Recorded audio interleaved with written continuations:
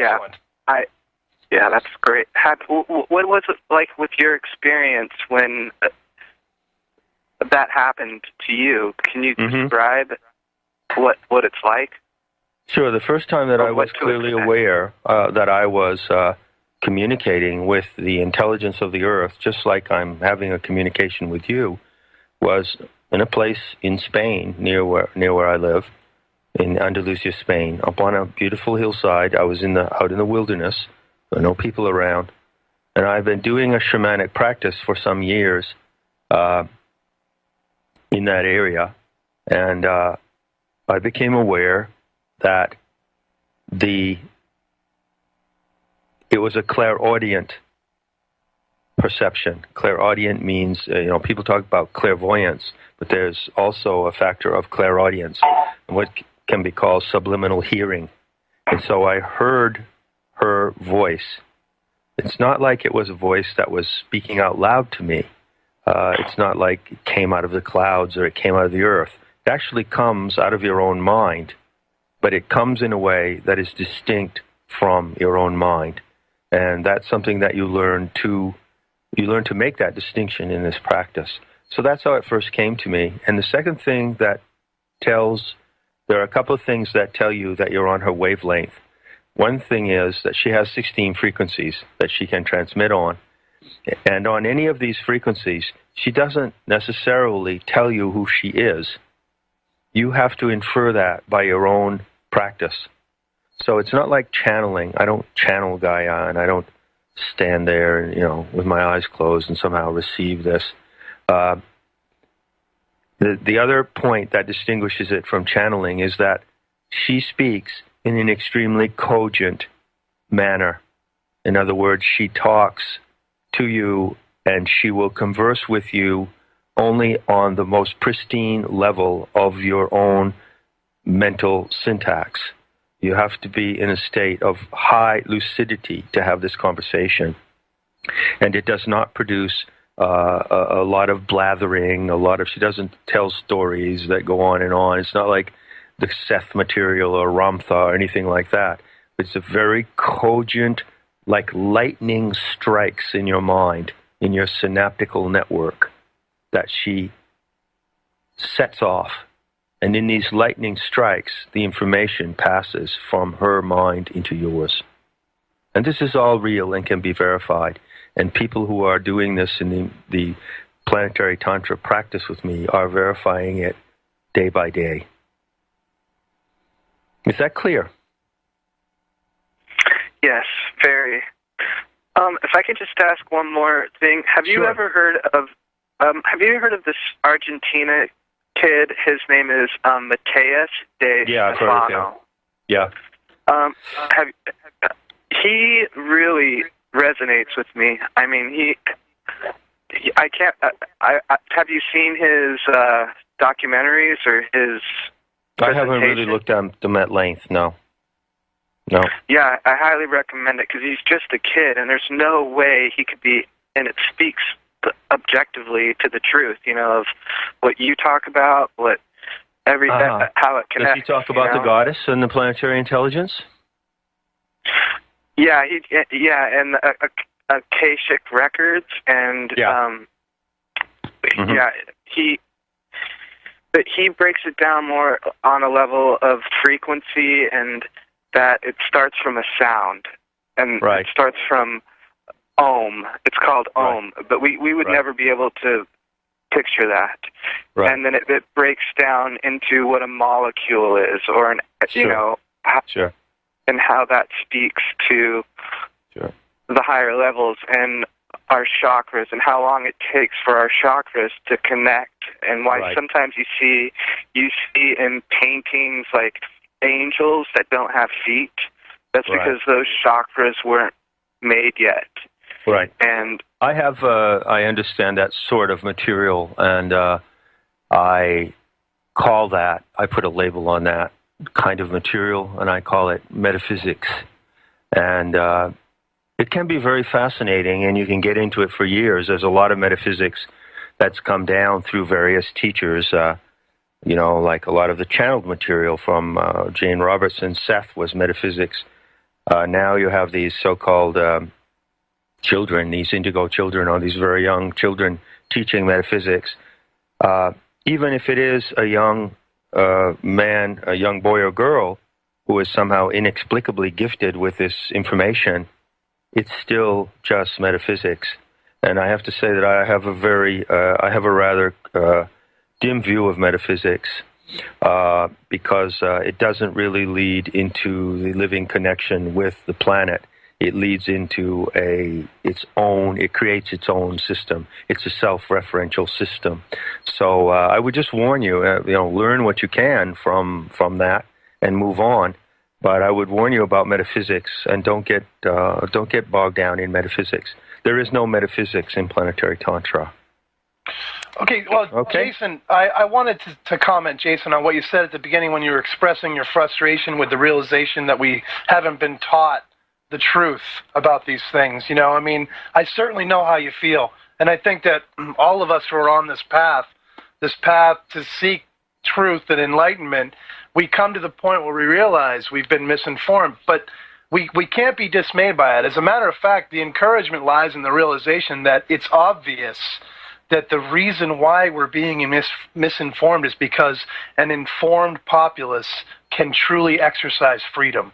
And that's the key, is that we are finding out the truth. And there is a path, or many paths, that lead to truths that will free us. I believe that to be true. And what John talks about as far as people who are applying the principles of Gaian Tantra and planetary Tantra, my own experience with it is, it's simplicity is the key, and That's right. Just opening up your own intuition and what John has referred to many times as that luminous epinoia, that creative inspiration and imagination within, and let it guide you. And that's where you'll find your best results. So, Jason, I'm going to thank you for your question, and we actually have another caller, so I'm going to bring him on. So you have a great weekend, what's left of it, and call back in. Thanks very much. Thank you. Nice to meet you, John. And thank you, Jason. I hope I wasn't a bad caller. You're not in the least. You're excellent. Thank you. Thank you. Okay, we have another caller at the 434 area code. You are live with John Lash and Freighter X. What do you have for us? Good evening, Freighter X. Good evening, John. Hello. Did you say Tammy? Terry. Terry, okay. Oh, hi, Terry. Hi. Hi. I feel very delighted to arrive home and find you live and on the air. Oh, great. It's really been a pleasant welcome home. Anyway, I was wondering, well, first of all, I really would like to say something to Jason. Hopefully he's still listening. Jason, I know it can feel very overwhelming when you encounter how you've been duped. And that can be empowering, too. Just remember to take a deep breath and, have a really clear mind about it. And just jump in, get involved. I was wondering, my question is, I was wondering, John, did the groups of Telestai ever gather in larger groups, like groups meeting other groups at any specific times or in any identifiable way? I'm seeing the groups of people certainly coming together, on the internet as well. Right. But and everyone wanting to bring it into their local community. Sure. But I also see a lot of people struggling, with the solitude of that here in the beginning. It's also rather exciting. And I was wondering how perhaps we could learn from what you know of how the Telestai accomplish the same aims. Sure. That's a very good question, Cherry. Well, the Telestai, who are the Gnostics who founded and directed the mystery schools of antiquity, we're living in a very different time and very different circumstances than we are today, and we have to give them a certain amount of historical distance to understand their position. To my knowledge, which comes both from study of that period of history, study of their organization and its purposes, and to a certain extent from recall, they did not organize politically. See, the Telestai were primarily visionary shamans organized in these different cells called mystery schools across Europe and around the Mediterranean basin. And their primary focus was on the education and elevation of the human race to its highest potential.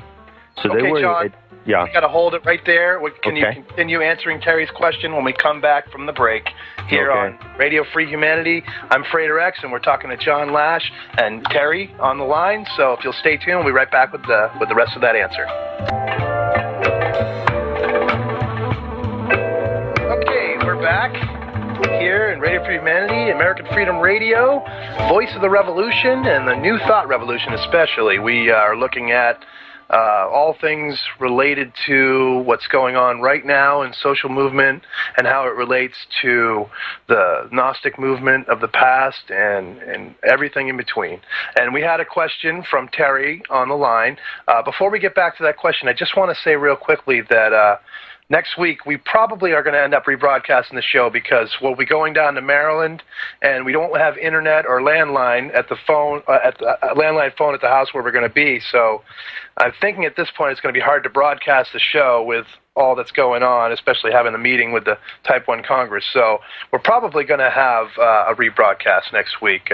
Coming up in the near future on Radio Free Humanity, we will be welcoming author of the 2011 book, The Real Men in Black, and that's Nick Redfern, to discuss this very interesting subject. And, well, many more great guests are going to be in the future. We're in the process of booking many interesting guests. So now to get back with our conversation with John Lash from metahistory.org, and the question that Terry had, John, would you like to continue with your response? Yeah, if I understand Terry's question correctly, she can correct me if I'm wrong.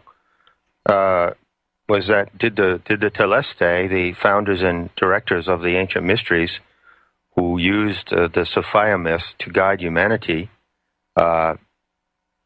have a political or activist profile in any respect in the ancient world? And the answer is no, they didn't. And that might seem like a kind of falling or shortcoming on their part. And in a certain respect, I suppose it was.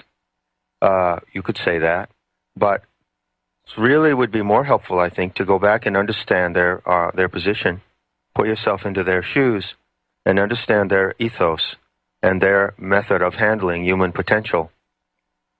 You see, many, many people went into the mysteries. The mysteries were wide open. The mysteries, initiations, all across the Mediterranean, from Eleusis around, except for Egypt, which is a weird case. I'll set that aside. But they were generally open there were the greater mysteries, the lesser mysteries, and the greater mysteries. So everyone could come to the lesser mysteries, and then they kind of filtered in to the greater mysteries. And some people, by a process of selection, by showing their deeper interest, would be brought to the organic light and brought to instruction by the light, which was the core of the mystery experience. Now, this is what the Telestai did. This was the single and sole vocation that they served. In doing so, they knew that the experience of bringing people to the organic light and allowing them to discover their connection to the goddess and to awaken the potential of their own genius was so powerful and potent that when those people turned around and went back into the world, they would be dynamic contributors to society, to the arts, and to technology and science. So it is a little-known fact, which I've emphasized in my book, although no other Gnostic scholar has pointed this out, although it is a voracious fact of history, that the mysteries were not only spiritual universities, but they were places where people were trained and educated in all the arts and the sciences.